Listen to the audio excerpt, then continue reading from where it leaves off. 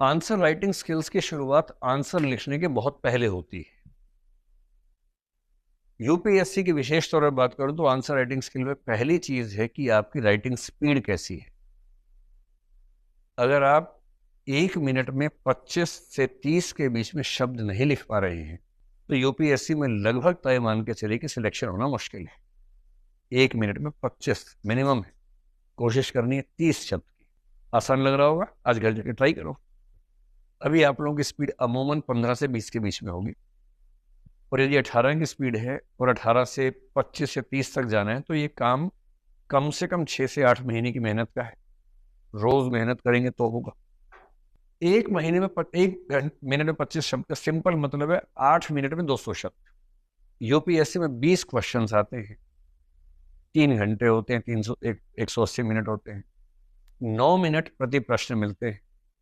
1 minute सोचने में, drafting करने में, सिनॉप्सिस बनाने में लग जाता है, तो मिलते हैं 8 मिनट प्रति प्रश्न। और आंसर की डिमांड यूपीएससी की 200 शब्दों की होती है। सिंपल सी कैलकुलेशन है, 8 मिनट में 200 शब्द लिख पा रहे हैं तो कोई क्वेश्चन छूटेगा नहीं, और यदि क्वेश्चन छूट रहे हैं तो सिलेक्शन होने की संभावना बहुत कम है। इस बात को मान के चलना है। तो जिनको आंसर राइटिंग के स्किल्स पे काम करना है, नंबर 1 जो काम करना है, राइटिंग स्पीड बढ़ानी है। ये हर जगह काम आएगी, यूपीएससी में, पीएससी में भी। यूपीएससी में चैलेंज थोड़ा ज्यादा होता है। नंबर 2, बिना विस्तार में जाए संक्षेप में बता रहा हूं। कोई कुछ भी कहे, ये मान के चलिए कि इस एग्जाम में हैंड राइटिंग का प्रभाव बहुत ज्यादा होता है।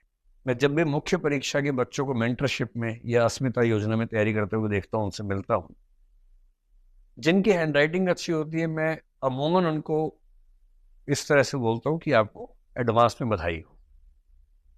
उनके सिलेक्शन का चांस इतना ज्यादा होता है।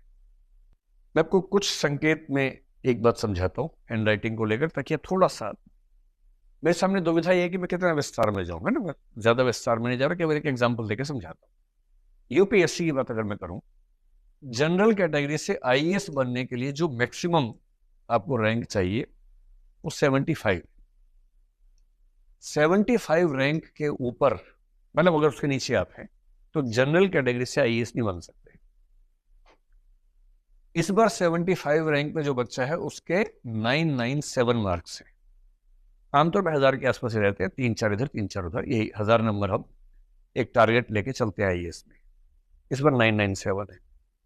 जनरल कैटेगरी का आखिरी रैंक जो यूपीएससी में इस बार है, मतलब जिसके बाद जनरल में सिलेक्शन हुआ ही नहीं किसी का, वो रैंक में भी थोड़ा सा भूल रहा हूं, वो 600 के आसपास कुछ रैंक होगा। उसके नंबर जो आए हैं वो 953 हैं।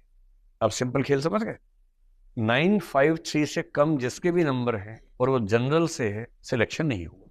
997 या उससे ज्यादा जिसके भी हैं और वो जनरल से है, वो आईएएस बन गया है। सिंपल सी बात है। इनके बीच का अंतर इस बार कुल मिला के 44 नंबर का है। आमतौर पे ऐसे ही होता है, 40-50, रेयरली कभी कभी थोड़ा बढ़ता है, लेकिन आमतौर पे इसके आसपास का अंतर होता है। अब मैं आपको एक दूसरी कैलकुलेशन करके दिखाता हूं। मान लीजिए कि 3 बच्चे हैं, ए में सी, तीनों के आंसर्स एकदम सेम है यूपीएससी में, एक शब्द का भी अंतर नहीं।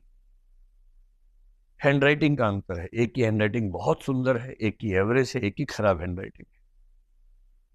अब सिर्फ ये बताएं कि एक क्वेश्चन अगर मैं मान लूं कि 12.5 नंबर का है, वैसे आजकल 15 नंबर के 10 और 10 नंबर के 10 सवाल आते हैं, लेकिन कभी कभी 12.5 नंबर के 20 सवाल आ जाते हैं। वो यूपीएससी की जैसी इच्छा होती है। 12.5 नंबर में से कितनी भी कोशिश कर लीजिए, मुझे नहीं लगता कि यूपीएससी 7.5 से ऊपर नंबर देती है किसी सवाल में। और इसलिए जीएस में 1000 में से 400 नंबर किसी की आ जाए ना, तो माना जाता है कि बहुत महान व्यक्ति है। ये हालत है। तो मैं ये मानता हूं जिसकी हैंडराइटिंग बहुत सुंदर है, ए, आंसर भी शानदार है, तो उसको 7.5 नंबर मिल गए होंगे, क्योंकि मैक्सिमम लेवल है। आपकी राय में अगर बी ने ठीक वही उत्तर लिखा है, एक भी शब्द का अंतर नहीं, बस हैंडराइटिंग इसकी एवरेज है, उसकी शानदार थी, तो नंबर बराबर मिलेंगे या हल्का फुल्का अंतर आ जाएगा? आ जाएगा। सीधी सी बात है, कॉमन सेंस है। और पेपर चेक करने वाला भी तो मनोविज्ञान के नियम उससे भी लागू होते हैं।